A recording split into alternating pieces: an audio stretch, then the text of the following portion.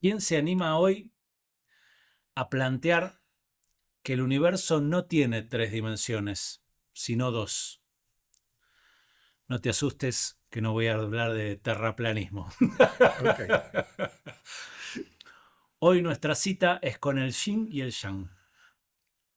Y voy a desafiar tu intelecto demostrando que el universo no es tridimensional, sino bidimensional. Para eso, primero necesitamos separar. Una cosa es el espacio y otra cosa es lo que nosotros entendemos por el espacio. Las 3 dimensiones no es una cualidad intrínseca del cosmos, sino nuestra forma de comprenderlo, derivada del sistema de coordenadas cartesianas. La tridimensionalidad es un software para la mente inventado por el mismísimo Descartes. Un software tan omnipresente en nuestra cultura que se hace muy difícil cuestionar. El modelo del yin y yang propone una lectura diferente, un universo radial y simétrico, donde todo ocurre entre dos extremos, lo infinitamente grande hacia un afuera y a lo lejos, y lo infinitamente pequeño hacia un centro. Nuestro mundo material entonces sucede en un punto intermedio de equilibrio entre dos fuerzas opuestas y complementarias. Una convergente que empuja desde el todo hacia un punto y una divergente que empuja desde el punto hacia el todo. Son las fuerzas, podemos verlas, que moldean, por ejemplo, nuestro Sol, ¿no? La fuerza expansiva de la energía que es contenida por la fuerza contractiva de la gravedad. El yin y el yang también es un software mental, pero a diferencia del modelo 3D, explica mucho mejor la naturaleza del espacio. Si te intriga por qué los objetos en el universo tienden a ser redondos, por qué una célula tiene la misma forma que el Sol, que es la misma forma que adopta una burbuja de jabón flotando en el aire, o un huevo frito, o una placenta gestando a un ser humano, quédate, porque esto te va a cambiar la forma en que ves la realidad. ¿Cómo estás, Alex? Bien, Qué jugado el tema de hoy. sí. Me gusta mucho la idea del universo bidimensional porque explica también la naturaleza dialéctica de nuestro pensamiento, Mm. ¿no? ¿Qué es lo dialéctico? Y en principio, para que haya dialéctica, podemos pensar la dialéctica como un proceso, un modo de relacionarse, si querés. Eh, Platón decía que su método era dialéctico, o por lo menos, bueno, de alguna manera. De hecho, la filosofía se llamaba dialéctica en su momento, antes de llamarse, o quizás popularizarse más como filosofía con ese nombre, ¿no? No es un adjetivo de la filosofía, sino que la misma filosofía se Se llama llamaba, sí. dialéctica. ¿Pero por qué? Porque se pensaba en una reflexión conjunta donde había contrapuntos. O sea, la filosofía occidental surgió más en conversaciones que en la idea de alguien encerrado en una habitación pensando en silencio, ¿no? Y entonces ahí se daba este contrapunto, y ahí van a aparecer distintas palabras que tienen que ver con o asociado a lo dialéctico, que es, tenemos focos distintos, puntos diferentes, ¿no? Donde se precisa o se produce una oscilación, ¿no? Entonces, la dialéctica en un punto es eh, ir hacia un lado y hacia el otro, en un contrapunto, y desde ahí, bueno, poder empezar a encontrar las posibilidades más profundas de reflexión, donde hay contraposiciones y después quizás algunas convergencias, como decías vos hace un ratito, ¿no? Ajá. Eh, Otro de los grandes filósofos de la dialéctica Me es... aparece, perdóname, me Sí, aparece, sabes que nuestro sistema solar es atípico porque la mayoría de los sistemas solares en el universo tienen 2 estrellas, ajá, ok. que Y esto que vos me acabas de mencionar me suena como a las Claro, dos. las estrellas dobles, ¿no? Ajá, Esos sistemas binarios de estrellas donde una orbita alrededor de la otra. Y es muy común, mucho más común, como lo que decís vos, que haya estrellas solas, como en el caso del Sol, ajá. ¿no?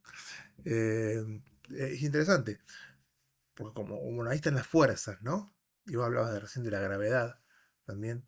Eh, Creo que el tema de la dialéctica, ahí te decía, ¿no? De Hegel, que es otro de los grandes filósofos occidentales, que habla de la dialéctica como método, y más que como método, como realidad, si querés. La realidad es dialéctica. Eh, pero de alguna manera, esta cuestión dialéctica tiene que ver con una capacidad humana de entender el mundo, un software que nos permite captar las cosas y encontrar diferencias que no son meramente diferencias, sino que son opuestas.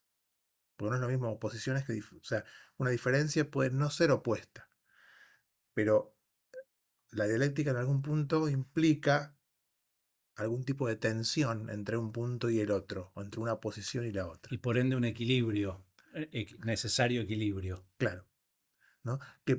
Y es un equilibrio dinámico. una búsqueda de equilibrio. Claro, sería un equilibrio que uno se imagina que una cosa estática, el equilibrio no. Constantemente el ida y vuelta que mantiene el equilibrio.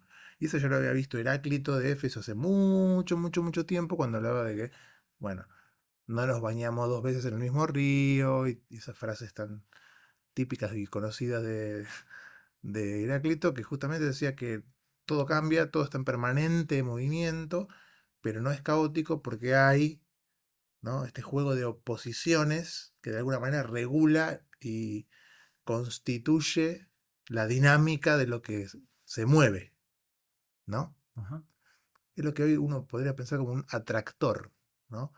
Eh, Pensar en polos como atractores son como ordenadores del caos del movimiento constante que muchas veces uno quiere simplificar porque tiene su complejidad, la mirada de todo el asunto, ¿no? La complejidad de un sistema en movimiento. Entonces, nuestra hermosa mente trata de abstraer, sacar la foto y no tener la película todo el tiempo eh, en el foco, digamos. Entonces, saco la foto y trato desde ahí ver de qué se trata esto que estoy observando, ¿no? Pero es una forma. Vos decís que, si te entiendo bien, que la naturaleza dialéctica nos permite eh, concentrar la información, comprimir la información o reducirla a algo comprensible con poco voltaje, digamos. Creo que quizás al contrario, demanda energía el poder captarlo, salvo, digo, estamos especulando, ¿no? Digo, lo más probable es que simplificar esa complejidad nos lleve a pensar en las cosas, como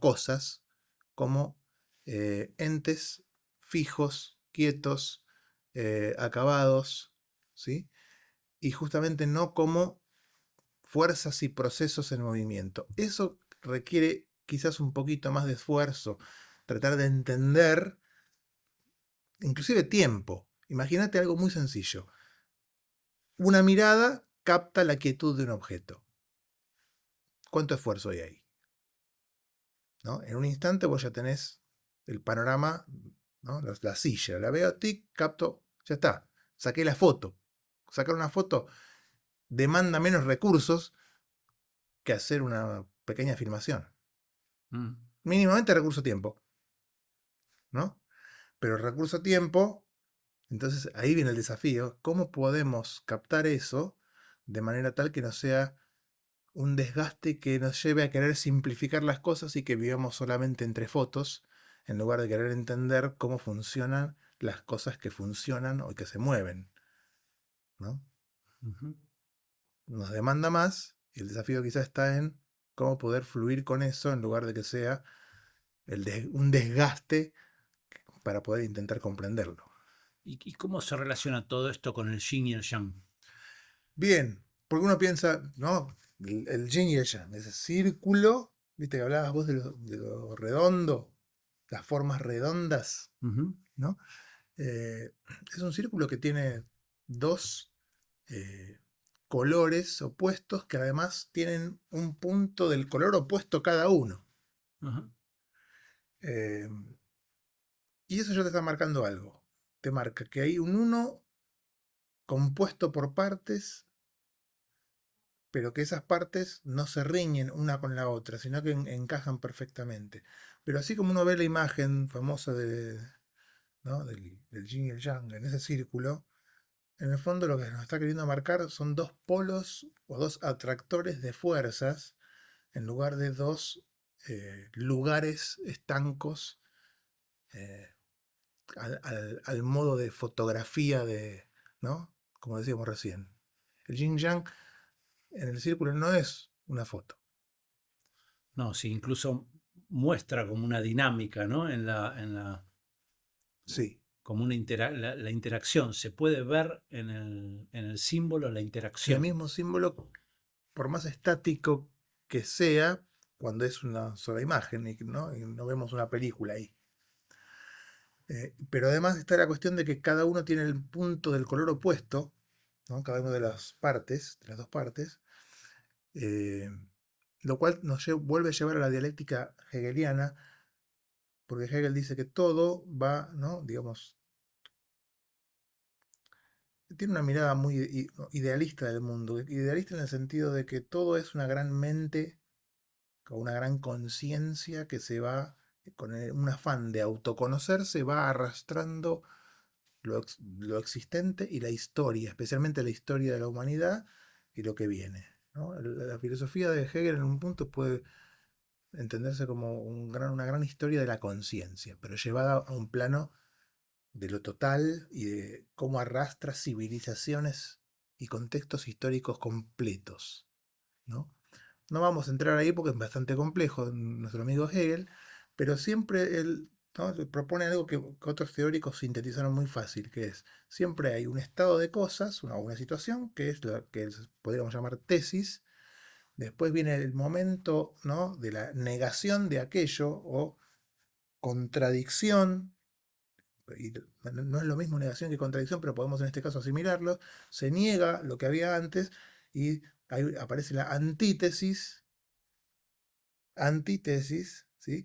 Y después un momento en que esta contradicción se tiene que resolver de alguna manera, y entonces se produce una síntesis, que tiene un poco de ¿no? Un poco de lo que había inicialmente y un poco de lo que vino después, y se compagina de alguna manera que genera una nueva tesis que nuevamente va a ser negada, y así a través de la negación se produce el movimiento. Esto me llama a la evolución de la conciencia de generación en generación, ¿no? Cómo los adolescentes rechazan las ideas, ¿no? de los padres hasta Ujú. que después las integran para después tener hijos y que los hijos... Me pasa lo mismo. Sí, ¿no? Claro. Sí, es las negaciones del statu quo, de lo que hay, de alguna manera. Hegel, la verdad que es muy interesante ver cómo él piensa el funcionamiento de la conciencia, que justamente evoluciona a través de la negación y la superación de contradicciones. Entonces, primero hay negación, contradicción, donde están los dos polos, pero que luego terminan resolviéndose en otra cosa que supera esa contradicción, ¿no? Entonces, es una cosa muy, muy interesante ver cómo ese es el motor, ¿no? Las contradicciones y la negación son la clave para que haya movimiento y evolución en ese caso. O sea que estás aplicando el yin yang a los procesos. Sí, Qué porque, interesante. ¿no? En ese caso, ¿por qué? Porque cuando hablamos de que cada uno de los colores tiene un punto que es del color opuesto, ¿no? Al que es cada uno, de algún modo aparece esta idea hegeliana de que cada eh, situación, digamos, para ponerlo así de una manera sencilla, contiene el germen de su contradicción. O sea, no es que ocurre que algo ¿no? aparece negando lo que había por azar. Digamos, ya hay algo que cada cosa tiene, que tiene la semilla de lo que va a terminar siendo lo que se le opone para poder después, en esa puja de opuestos, llegar a una síntesis que contenga, entre comillas, lo mejor de cada uno, ¿no? Eh, es una manera de concebir la evolución. Y la evolución es un tipo de cambio, ¿no? No todo cambio es evolución. Pero entonces podemos empezar a pensar que el yin y el yang, y lo que nos propone, tiene que ver con una mirada evolutiva, si lo asociamos a la dialéctica hegeliana en ese sentido, donde se superan contradicciones, se sintetizan cosas nuevas a partir de lo anterior, que después terminan siendo superadas por nuevas, ¿no? Nuevas cosas nuevas, Ajá. ¿no? En un proceso que se va dando. Y podemos, trayendo la conversación sobre las capas de la conciencia Mm. que hablamos en el otro video, em, ¿aplica también a que una nueva capa de la conciencia contiene, como habías dicho vos, la semilla de la...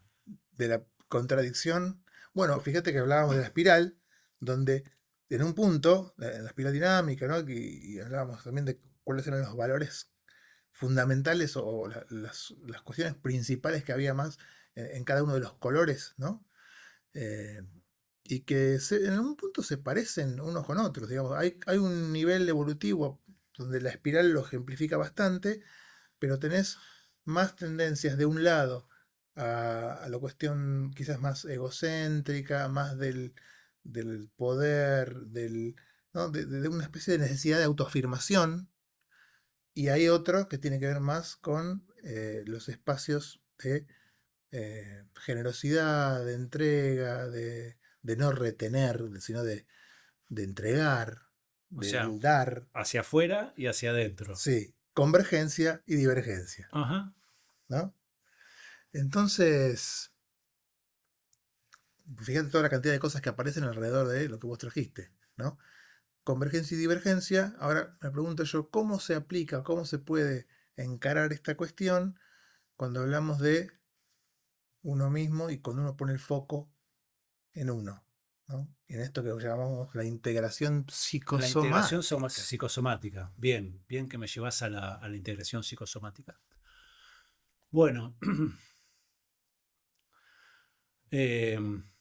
en principio, ver, digamos, que el cuerpo humano, eh, la convergencia y la divergencia en el cuerpo humano está en todos lados, ¿no? En el sistema circulatorio, en la respiración, ¿no? Cómo se comunica con el adentro con el afuera. Mm, Pero fundamentalmente, si nos pensamos en un mundo, digamos, en el planeta Tierra, sometidos a las leyes físicas del planeta Tierra, eh, y pensamos que hay una fuerza de gravedad, digamos, ¿no? que tiende a ir hacia el centro de la Tierra, y mm, hay otra fuerza que, digamos, que es, bueno, la materia, la materialidad del planeta, digamos, pero más allá del planeta, quiero hablar del cuerpo. mm, Si vos pensás, por ejemplo, la importancia que tiene la gravedad, la fuerza de la gravedad en nuestra vida, también tengo un video muy interesante sobre el tema para indagar, ujú. porque es algo tan presente la fuerza de la gravedad y es tan constante que está completamente olvidado. Y de hecho, por ejemplo, el modelo tridimensional no contempla la gravedad, Ah, ¿no? Pero el modelo bidimensional del yin y el yang sí contempla la gravedad. a ver, dame una vuelta de rosca sobre eso. Ok, fíjate vos el proceso de nuestra vida, cuán dependiente es de la fuerza de la gravedad, y está totalmente invisibilizado en nuestra cultura. Nosotros nos desarrollamos en una burbuja, ¿no? Que Ujú, es la placenta ujú, de nuestra madre, que de alguna forma flotamos aislados de la gravedad. Ok, ¿Sí? Cuando nacemos, nos apoyamos en el suelo. sí, ¿Sí? ¿Y qué hacemos desde que nacemos? Buscamos erguirnos, sí, ¿no? Buscamos la altura. sí. Y fíjate si la vida entera no es un camino de ir como un Un árbol, camino de ¿no? elevación. De elevación, y como el final de la vida es cuando esa elevación se empieza a desacelerar, Mm, empieza a retroceder, hasta mm. que otra vez, digamos, cuando nos morimos, volvemos a la Tierra Volvemos a la Tierra, y nos traga la gravedad. claro. Es muy, muy bueno. O sea, me lo estoy imaginando mientras me lo contabas, ¿no? Pues es como un florecimiento con toda la energía puesta al servicio de contrarrestar la gravedad, pero hay un momento en que hay como un colapso, pero no lo digo en el sentido peyorativo, digo, o malo, en el sentido de esas energías, ¿no? Primero una prima sobre la otra, o sea, la energía vital del desarrollo Que sería la- le va ganando a la gravedad hasta un punto en que se emparejan y empieza a perder el partido. que es lo mismo que le pasa a una estrella. Exactamente, estaba pensando lo mismo, ¿no? Que cuando uno dice la muerte de las estrellas dentro de, no sé, 5.000 millones de años, al Sol le va a pasar, ¿qué le va a pasar? Un colapso gravitatorio. El equilibrio de fuerzas que hace que hoy sea una estrella eh, normal, entre comillas, eh, hace que entre lo que expulsa y ¿no? Estas tensiones que hablabas vos, Ajá. se mantiene siendo así. Hasta que llega un momento en que consumió todo su hidrógeno, no sé, se transformó en helio o en otros metales, en otros minerales o átomos, no sé, más pesados. No sé si a veces hay minerales cuando son mucho más pesados. Eh, pero digamos, se va viendo una composición química donde la misma energía no es que la que había antes. Y ya no puede mantenerse ante el colapso de la gravedad que siempre tira hacia adentro, ¿no? Ajá.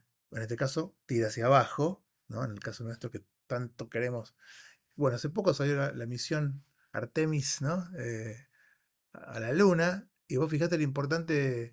Y volvieron los terraplanistas a hablar Sí, yo digo, Sí, hubo una explosión ahí de... claro, dicen que la redondez de la Tierra eh, no es tal, ¿no? Bueno, después vamos a hablar de otro día, hablamos del terraplanista. Pero lo que quiero decir es, la velocidad de escape de un cohete para poder meterse en órbita y salir de la órbita y dirigirse a la Luna, implica un poco también la metáfora de esto que hacemos. O sea, mucha energía. Creo que la velocidad de escape de la Tierra son 9 kilómetros por segundo, si mal no recuerdo, no sé, cuando me gustaba mucho el tema de la astronomía y la astrofísica, leí esas cosas, ¿no? O sea, necesitas un cohete que vaya a mucha velocidad para poder ir en contra de esa gravedad y que pueda levantar el bicho que mandas a volar. Pero no es necesario una velocidad determinada para ir en... Digo, uno puede ir a una velocidad o no, no sé. Una vez que saliste de cierto influjo de la gravedad del planeta, tenés digamos, tu manera de moverte aprovechando, ¿no?, la energía que te lleve no sé, a la luna. Pero el primer momento, o sea, de los grandes cohetes que tienen, que después se caen, vuelven a la Tierra, y cuando vos ya, viste, saliste de la atmósfera, digamos, Sí. ya está, ahí podés manejarte con otros niveles de energía. Ujú. Pero esos dos grandes cohetes que hacen, que te impulsan hacia arriba, son los que justamente sirven para que puedas vencer la velocidad de escape. Si no lográs una velocidad tal que es la velocidad de escape, no salís. Y lo que pasa en un agujero negro es que la velocidad de escape es tan inmensa e inconmensurable que ni la luz, a su velocidad, supuestamente a 300.000 kilómetros por hora, puede salir. Pero esa es otra cuestión más para otro día de que divaguemos con cuestiones de astrofísica. A ver, ¿a qué vamos?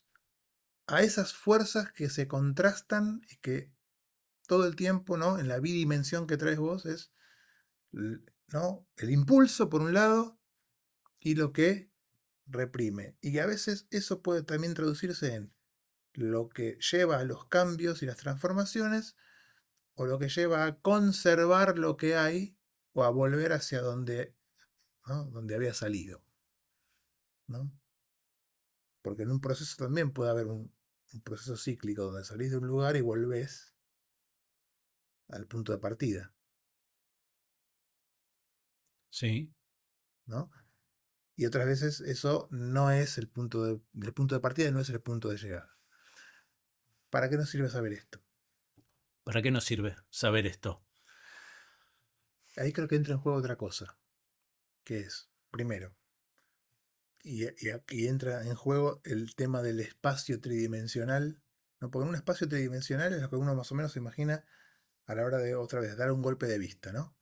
Con un golpe de vista, ves un ente en determinada coordenada espacial, y decís, ah, está ahí, listo, ya lo capté, se terminó. ¿Sí? Que es muy importante, porque es una manera que tenemos de conocer lo que hay alrededor nuestro, ¿no? Pero esa es la manera de... La tridimensionalidad no es Sí, que no exista no, en este universo bidimensional, sino que digamos, si, si lo dialéctico es un vector ujú, que ujú, conecta dos ok, extremos, la tridimensionalidad es el vector. claro, ok. Tenemos los dos extremos y la conexión, si querés, ¿no? Exacto. Y a ver, lo que está piola de esto es que muchas veces en esa tridimensionalidad lo que uno puede observar es el ente que emerge, que aparece, y eso nos lleva a tener una mirada, una aproximación, una perspectiva de ver el mundo como cosas, cosas en el espacio. En cambio, quizás esta bidimensionalidad, donde tenemos dos atractores, que son dos polos, que tienen codependencia, además, no solamente se repelen en un punto, sino que también se atraen y dependen uno del otro por el juego de fuerzas de las cosas que están circulando entre un punto y el otro, Sí. ¿no? Entonces, esa complejidad quizás se pueda notar más fácilmente en la circularidad de las cosas y en ese ida y vuelta de la oscilación entre un polo y otro, y no tanto en el mundo tridimensional donde vos ves el ente que parece mantenerse en equilibrio simplemente por sí mismo. Y, y te olvidas de recordar que todo eso también es producto de un juego de fuerzas Claro, un equilibrio. y que, bueno, no le estás dando la relevancia. De hecho, si todo el mundo material, digamos, en el que vivimos, no sería posible si, si dejara de haber gravedad en la Tierra, el planeta se desintegraría. Se- Sí, claro, entonces, todo lo que conocemos es se como que desarmaría. quitaras uno de los polos del segmento. Exacto. ¿Qué lo sostiene ahora? Nada, ¿no? Eh, pero entonces, la cuestión es que esto nos lleva de observar a los entes como cosas a poder observar a los entes como procesos. Y quizás y ahí creo que hay un punto de contacto con la importancia de la integración psicosomática y de vernos como proceso y no solamente como cosas en sentido muy genérico, digo, como algo que es, ¿no? O sea, la filosofía occidental muchas veces quedó como sesgada por la cuestión de qué es algo en su esencia, ligada a la idea de Parménides, un filósofo de hace 2700 años, que decía que el ser era inmutable, era único, eterno, imperecedero y demás. O sea, hay una serie de atributos del ser que después se llevaron a la esencia. Entonces, ¿qué es lo que hace que la silla sea una silla? Bueno, la esencia de la silla es inmutable y es siempre la misma. Y la silla esta que está donde estoy sentado yo, o donde estás sentado vos, no es inmutable y se va a corromper, se va a gastar, se va a destruir, ¿no? Claro, si acelerás el tiempo, lo podés ver. Exactamente. El arquetipo del silla perfecta, que incorruptible, está en el mundo de las ideas de Platón. ¿No? Un poco de la idea de que Parménides habló del ser con esta inmutabilidad, después se aplica a cada uno de los entes. Entonces llevaste esta idea del ser a los entes. ¿No? Eso pasó hace mucho tiempo y quedó bastante marcado digamos, Occidente por esa mirada. Es decir, bueno, busquemos la esencia de la cosa, que es lo que hace que sea lo que es, a pesar de los cambios. Porque en definitiva, ¿cómo te das cuenta de que una silla es una silla? Porque captarías la esencia fundamental de lo que es, ¿no? En este caso, salís de la caverna platónica y podés encontrar el arquetipo de la silla perfecta que te permite reconocer, ¿no? Con el ojo de la mente captás el arquetipo de la silla perfecta y con el ojo de la carne ves la silla y decís, ah, ahora entiendo por qué esto es una silla. ¿A dónde quiero llegar? Wow, no sé si te puedo seguir, Bueno, pero intento, vos dale. vamos, vamos. Seguimos. No, pero ¿a dónde quiero llegar para esclarecerlo un poquito más? Digo, hablamos de Parménides, hablamos de Platón. Bueno, en Oriente, y Byung-Chul Han ahí tiene un libro muy interesante que se llama Esencia y Ausencia, o creo que se llama Ausencia, pero contrapone esencia y ausencia. Esencia es típico de Occidente. ¿Qué es algo? Esencia, ¿qué es eso que hace que eso sea lo que es y no otra cosa? O sea, tiene que ver con la individualidad, la identidad de una cosa, la identificación de algo que es único, que está ahí, que uno puede ver. Y la ausencia tiene que ver con un vacío, no con la presencia del ente, sino con algo que no está.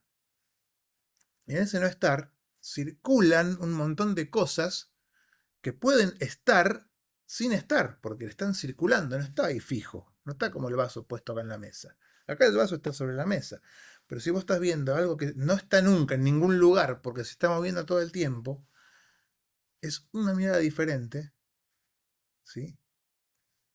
Desde, desde el budismo y desde otras corrientes orientales, la cuestión del vacío se puede abordar de muchas maneras, pero una puede ser esta, ¿no? No hay nada concreto. Y eso no quiere decir que no haya realmente nada, sino que no hay nada que esté fijo como se espera que esté desde la mirada de un occidental acostumbrado a las esencias de las cosas. Me hace acordar creo que haiku se llama el arte este japonés de escribir con pincel los, eh, los símbolos. Que Los dice que. haikus son unas poesías japonesas muy particulares.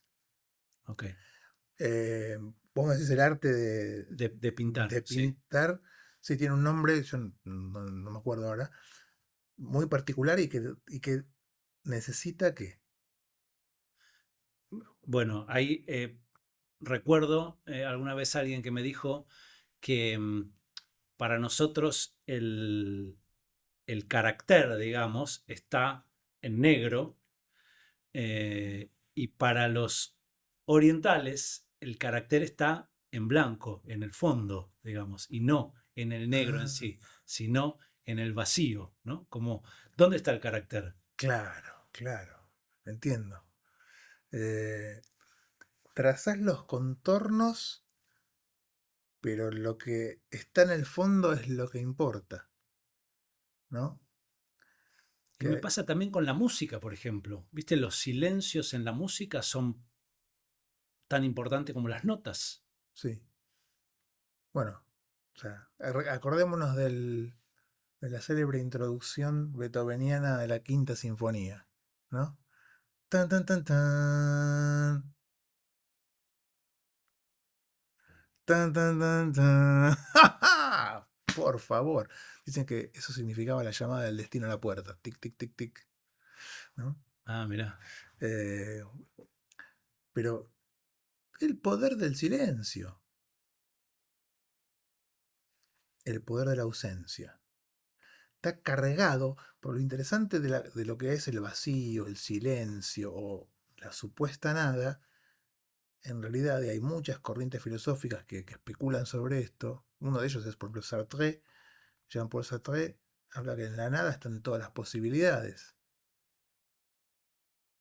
O sea, no es un vacío absoluto, sino que es un espacio potencial de infinitas cosas. Entonces, ahí cuando vos decís, acá no hay nada, o acá hay un montón de posibilidades. Ese es el punto blanco sobre la superficie negra en el En la traza de los signos japoneses. del Xinjiang, Ujú. del el símbolo. ¿no? Eh, lo interesante del taoísmo es que invita justamente a una especie de dejarse llevar. Eh, es una especie de libertad relajada, ¿no? Suena a estado de flow, ¿no? Sí, como un De estado de flujo. flujo. Eh, pero a la vez, bueno, uno dice, pero no tengo que luchar contra la corriente si siento que la corriente es algo que me arrastra hacia donde yo no quiero. Ayúdate que te ayudaré, ¿no? Decía la Biblia. Eso decían, ¿no? Que dice, Como que ayúdate para que Dios te ayude. son las dos cosas, es el equilibrio entre ambas cosas. Y posiblemente es el equilibrio. Y ahí estamos de nuevo en un equilibrio entre dos puntos que podrían ser considerados opuestos irreconciliables y sin embargo sirven para sostener el equilibrio de lo que estamos diciendo. O sea, uno necesita del otro. Es como pensar, porque uno a ver, desde la idea de lo estático, uno quizás desde este sesgo más occidental puede pensar que algo es y está en reposo, sin tensiones y armónicamente constituido, ¿no? Pero Como que hay un todo ahí. sí, y entonces eso sería, eh, digamos, la plena posibilidad de ser sí mismo y de autosustentarse. No necesita de nada más, ¿no? Pero a la vez, eso también tiene gran parte de ilusión. Es como si fuéramos cápsulas aisladas, que en el fondo la cuestión está del Tao donde uno se deja hacer, ¿no? El Wei Wei Wei, que es el hacer sin hacer. Ujú. Es hacer sin hacer quiere decir me dejo llevar, pero para eso tengo que confiar. Me acuerdo, Carlos Castaneda hablaba mucho sobre la segunda atención. Ajá, Em, y con el tiempo descubrí que es algo más normal, digamos, de lo que lo plantea de forma mística él, ¿no? Está muy presente, por ejemplo, la segunda atención en, en lo femenino, ¿no? En las mujeres. Por ejemplo, ellas tienen una capacidad que nosotros los hombres no tenemos, que es la de mirar sin mirar, ajá, ¿no? Si una mujer puede estar mirando hacia un lado, ¿no? Y a la vez estar mirándote ajá, sin mirarte, ¿no? O sea, la visión del todo, ¿no? ajá. Que esto se ve reflejado, el arquetipo es que el hombre es el cazador, entonces Mm, mm, salía y tenía que enfocar la atención sí, sobre la presa, ¿no? sí, Y la hembra cuidaba de, de la cría y entonces necesitaba la atención más dispersa, ¿no? Y por eso es multitasking, ¿no? Porque puede abarcar más con la atención. claro. Eh, si De alguna bien, forma sí, son dos, dos tipos de atención, ¿no? Que claro, tenemos, claro. dos posibilidades de prestar atención que son complementarias, ¿no? Sí, y que de hecho la complementariedad creo que en un punto se puede notar en el hecho de que si vos estás enfocado en algo, pero en lugar de tener una visión de túnel, tenés una perspectiva un poco más amplia, es importante porque lo que ocurre alrededor puede desviar tu atención hacia algo más importante de lo que estabas enfocando previamente. Entonces, en ese sentido, te da una adaptabilidad y una, ¿no? Una capacidad de respuesta eh, mayor, digamos, si lo pensamos así, que cuando vos estás, ¿no? Enfocadísimo en algo y se te nubla o desaparece lo que hay alrededor, ¿no? Eh, Creo que en ese sentido hay una complementariedad entre el foco y la capacidad de ser sensible a lo que ocurre fuera del foco, ¿no? Eh, Porque eso puede ser espacio Que de es nueva lo convergente y lo y lo divergente. divergente nuevamente. Sí, sí. Y desde el punto de vista de la integración psicosomática, a ver, volvemos a ese punto, ¿no?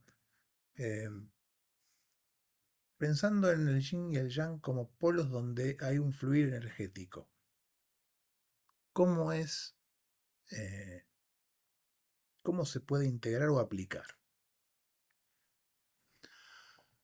Em, Hay dos perspectivas muy interesantes que son complementarias con respecto a uno mismo, ¿no? En lo espiritual, que tiene que ver con uno colocarse como el centro del universo, Ajá, em, que tal vez es la egocéntrica, ¿no? ok. O uno colocarse en el opuesto como polvo de estrellas, o sea, no soy nada, ¿no? En Ajá, esta vasta inmensidad. Y ujú, entre estas dos perspectivas, me puedo mover, digamos, equilibradamente. ajá. Ok, estas dos perspectivas podrían ser los dos polos.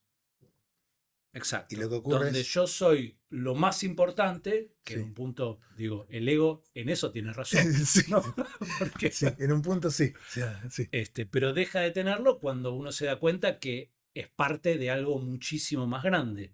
Pero no es o uno u otro, como normalmente se desplazan las teorías, sino que es la complementariedad entre ambas perspectivas. tal cual. Y el equilibrio que se da, porque ahí es donde uno dice yin y yang, opuestos, y otra vez vuelve a pensar de manera binaria, pero de una manera excluyente. Y ese es el punto, ¿no? Lo binario puede ser complementario, puede ser de mutua pertenencia y necesidad, eh, ¿no? Y de hecho, eso conformar un todo más grande que se sostiene armónicamente entre tensiones gracias a esa polaridad, ¿no? Ajá. Entonces, ahí lo que vos decís creo que tiene sentido, ¿no? Entre el no ser nada y ser lo más importante por sobre todas las cosas, ¿no? ¿Cómo juega eso en el equilibrio? Creo que estaría bueno ahí poner el foco atencional, viste que hablábamos de la importancia de poder prestarse uno mismo atención como espacio de soberanía interior, digamos, para no estar arrastrado todo el tiempo. Pues acá quizás viene la otra cuestión que podemos plantearnos, es si el Tao nos invita a abandonarnos, ¿no? Y entregarnos al fluir, Desintegrar la identidad sería. podría ser, pero quizás sin llegar a esa desintegración, ¿no?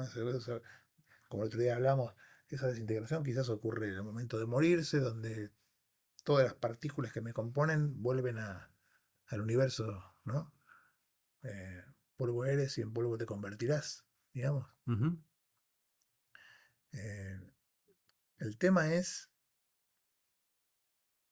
en ese juego entre los polos, cómo uno puede poner la atención al propio proceso, para, no considerándose cosa, sino considerándose proceso energético oscilante, como para poder ir conociéndose, porque ahí donde está, cuando decíamos qué complejo que es vernos como proceso o ver la película, más fácil ver la foto. Sí, salvo que logres descubrir cuando te observas la pauta, la regla, la norma de ese proceso que sos. Y eso permite, por lo menos si lo pensamos filosóficamente, ¿no? Como una especie de abstracción de, esta es la regla, la fórmula de mi fluir, de mi devenir. Y eso quizás es más fácil de poder... Como un patrón, como identificar el patrón, Eso, decís. eso, ¿no? Entonces, quizás la complejidad del movimiento es difícil de captar, pero si le prestas suficiente atención a lo que te pasa y encontrás patrones, eso es una manera quizás que puede ayudar a simplificar, sin simplificar realmente, la complejidad del proceso que sos, ¿no? Pero es más fácil conceptualizarlo. Es como si hubiera una fórmula matemática, ¿no? Que uno dice, ah, esto es lo que me caracteriza o caracteriza a mi fluir energético interno. Y lo puedo detectar y lo puedo concebir sin perderme en la complejidad caótica de las cosas que pasan o que me pasan, ¿no? Entonces dejas de verte como cosa, ¿no? Que eso sería algo reduccionista y simplificador, pero podés quizás detectar patrones que le dan lugar a pensarte como proceso desde un lugar que hace posible el pensarte. ¿Tiene sentido lo que digo? Sí, sí, es complejo, pero te voy siguiendo, sí, sí. ¿Cómo sería? Si ahora te lo pregunto a vos desde el lugar del experto en lo que es la integración psicosomática. Digo, ¿cómo sería darse, ¿no? Prestarse atención a la propia pauta o a los propios patrones en términos de esa autoconciencia de lo que ocurre en el fluir energético, que es a lo que le prestas atención, ¿no? El tema de las fascias, las posturas y demás. Digo, ¿cómo se puede encontrar ese patrón o esa pauta del proceso que sos o que estás siendo en determinado momento o circunstancia? Si entiendo bien, si entiendo bien tu pregunta, em, sería cómo registrar, digamos, Sí, cómo, em, ¿cómo registrás lo que te pasa y lo que estás haciendo en ese momento? De modo que en vez de cosificarte para simplificar la posibilidad de esa conexión profunda con vos, lo veas desde el lugar del fluir energético marcado por alguna pauta o patrón. me parece, no estoy muy bien, no, muy seguro de lo que te respondo. Mm, Viste como te decía que estas dos fuerzas opuestas y complementarias, una tenían direcciones opuestas, ¿no? Una va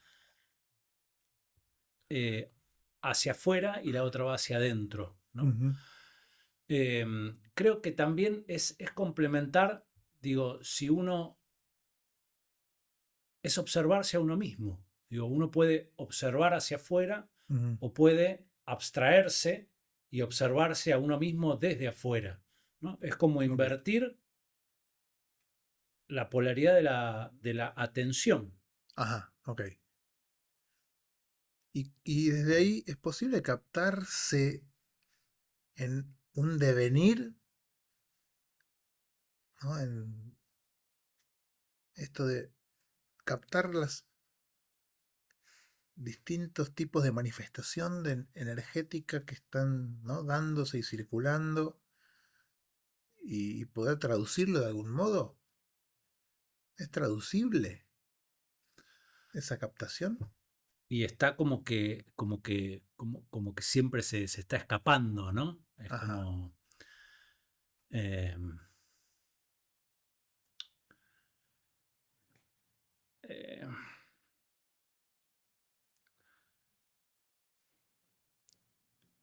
estamos siempre al límite, ¿no? De lo que es como darte cuenta cuando te quedas dormido. ¿Es posible darte cuenta de cuando te quedas dormido? Claro. O sea, a veces estás en ese umbral donde te podés notar que te estás quedando dormido, pero no, nunca vas a darte cuenta del momento en que te quedas dormido. O sea, ¿no? Pasaste el umbral y Sí, listo. o si te das cuenta, dejas de quedarte dormido para despertarte, ¿no? Para Claro, volver a... Como que... claro, como que no hubiera posibilidad de... Pero en esa búsqueda Ok, me parece que está la respuesta. ajá. Entonces uno podría llegar a intuir un poco por dónde pasan sus procesos energéticos con una atención bastante enfocada ¿no? hacia adentro, sin que por eso quizás aparezca claramente como concepto, como fórmula, como, ¿no? Como pauta, pero sin embargo uno puede conectar con eso, ¿no? Creo que sí. Ok, El otro día veía una conversación sobre que hacía mucho alarde de la importancia de la comunicación asertiva, ¿no? sí, Y pensaba, nosotros hacemos lo opuesto, nosotros estamos dudando todo el tiempo, en vez de decir que esto es sabemos, así, claro, sí, siempre estamos dudando, nos estamos preguntando todo, ¿no? sí, Y y bueno, fieles a nuestro estilo de ir en contra del algoritmo, ¿no? totalmente, sí. Todo con tal de que el algoritmo no nos atrape. Qué cosa, ¿eh? Ahora, mucho de esto, cuando yo te preguntaba recién si uno puede captar esto, en el fondo la pregunta es por la identidad, ¿no? Y la identidad es un tema recontra complejo que también podemos abordar quizás en algún otro día, eh, porque aparece el famoso quién soy.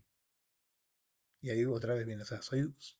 Por un lado vos preguntar el qué soy, ¿no? Si soy cosa o soy proceso. Muchas veces se contrapone cosa a persona, por ejemplo, ¿Por ¿no? qué? O, Claro, bueno. Y quizás uno dice, depende de donde te mires, o depende de donde te miren también, ¿no? Y este juego siempre entre lo subjetivo y lo objetivo, entre la cosa y la persona, y la persona sin indagar demasiado en el término, que también tiene muchas connotaciones filosóficas, hasta religiosas, digo, persona como determinado tipo de entidad con una serie de características que tienen más que ver con el devenir de una serie de acontecimientos y no tanto el ser concretamente algo puntual eh, que confronta con el paso del tiempo, ¿no? Pero justamente la identidad tiene mucho que ver con poder mantener una idea de quién uno es a pesar del paso del tiempo y de todos los cambios que vienen con el paso del tiempo.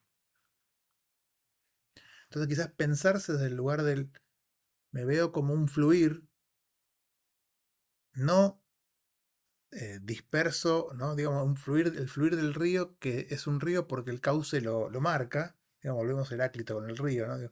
El cauce marca por dónde van las aguas, eh, y si no tuviese ese cauce, no habría río. Del mismo modo que tampoco, si tampoco hay agua, hay río, ¿no? Ahí están otra vez, ¿no? Como las dos cosas que se necesitan para que haya río. ¿Qué se necesita? El agua fluyendo por un cauce. Sacar el cauce y tenemos, no sé, un riego, no sé, cualquier cosa, una laguna, no sé qué puede haber, pero no va a haber un río. Y sacar el agua y hay no sé, un accidente ahí geográfico, ¿no? Entonces, como que pareciera que hay algo que se necesita para que contenga el fluir, y ahí es donde se juega la cuestión de la identidad, del qué soy, quién soy, y si puedo pensarme entonces, o si necesito. Quizá la pregunta es, ¿puedo pensarme desde el lugar de mi fluir, en lugar de mi ser? Y capaz que no. Y entonces quizás la otra pregunta es, ¿y necesito hacerlo? ¿Necesito pensarme de algún modo conceptual? Quizás ahí está te lo digo de mera especulación, digo, quizás ahí está el secreto que pueda jugar en contra del ego desmedido, ¿no? Un ego inflado, que tiene un autoconcepto muy grande de sí mismo. Entonces quizás lo más interesante del caso es, en vez de eh, dedicar tiempo y esfuerzo en conceptualizar quién soy, quizás se vuelve innecesario. o depende qué haga uno con eso, ¿no? Porque me aparece la imagen del mojón en la ruta, ¿no? Como que uno se, esas conceptualizaciones o fotos que uno saca sobre la identidad, quién es uno, ¿no? Sirven en un momento determinado para enmarcarte en una realidad, pero seguís avanzando, ¿no? Como que ese mojón Ajá. quedó atrás. Entonces pueden ser como indicadores que hacen un poco al cauce y que no son ni directamente el cauce, ni solamente el agua, como es como cierta pauta de por dónde va lo que voy siendo, ¿no? Qué complejo hoy. Sí, Me cuesta, seguir. es todo un desafío y un tema bastante importante, porque creo que esto pega en varios lugares. La importancia de la identidad, por un lado. El pensarse, como bien vos ponías las polaridades de el no ser nada o qué importante yo soy para mí. Y sí, el tema es la medida de esa importancia y después qué impacto ético tiene ese autoconcepto que vos tengas de vos como para, ¿no? Soy tan importante que, dos puntos, tengo que o puedo hacer tal o cual cosa, a pesar o en detrimento de otros yoes que no soy yo, ¿no? Eh, pero eso yo no vuelvo a llevar a la cuestión del plano ético, pero si volvemos al punto de... Entonces, ¿sabes por qué? Me parece que es complejo y a la vez interesante abordarlo, y aunque sea desafiante, porque si volvemos a Byung-Chul Han, mi entendimiento de lo que el tipo propone es que si el ego aislado por el hiperindividualismo es justamente la propia trampa para que no nos podamos conectar unos con otros y que uno se encierre en sí mismo, lo primero que tiene que haber es una deflación del ego. O sea, dejar de tenerte como lo más importante o tan importante como el propio límite de lo importante que tenés que ser para vos. Ni más ni menos. Ese es el equilibrio de la gravedad de la estrella que hablábamos, ¿no? Ni más ni menos. Menos te aplastás contra vos mismo, ¿no? En la insignificancia.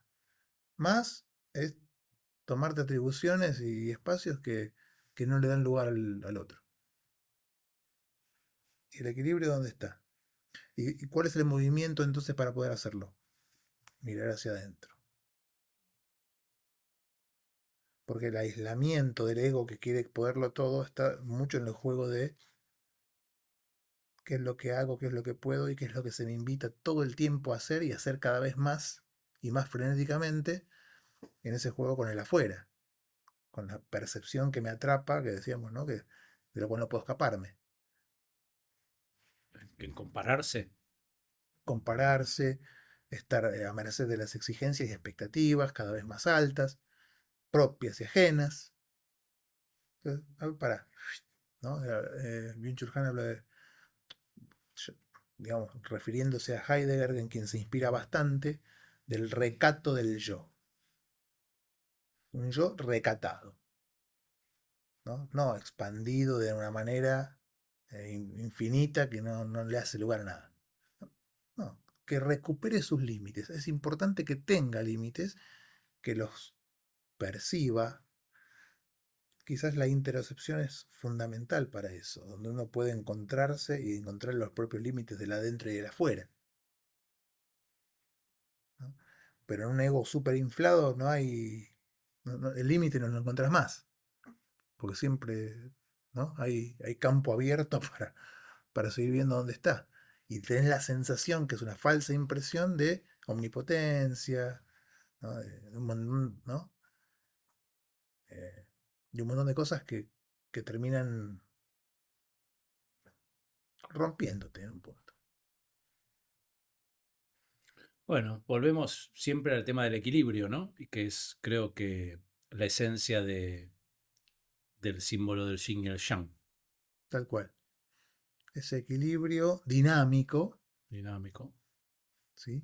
Entre polos que pueden, no solamente pueden convivir, sino que se necesitan para convivir y para sostener el fluir energético. ¿No? Exacto. Así que, bueno, no sé cómo estamos de energía, pero Bueno, amigazo, sí, nos vemos el miércoles próximo, el jueves próximo. nos vemos el jueves próximo y muchos éxitos a vos, a toda la audiencia, en el equilibrio energético que tanto buscamos y qué lindo que es encontrar cuando lo encontramos. Ahí vamos. Nos vemos.